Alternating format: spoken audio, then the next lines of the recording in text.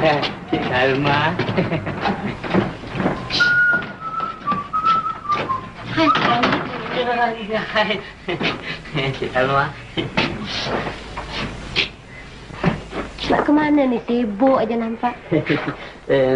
Kita nak pergi cari kerja je, Salma.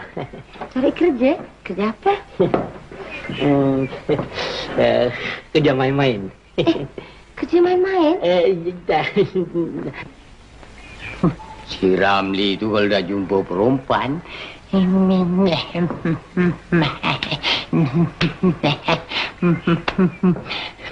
menyampah.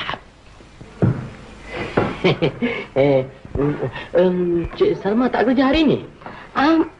Mana ada setengah hari.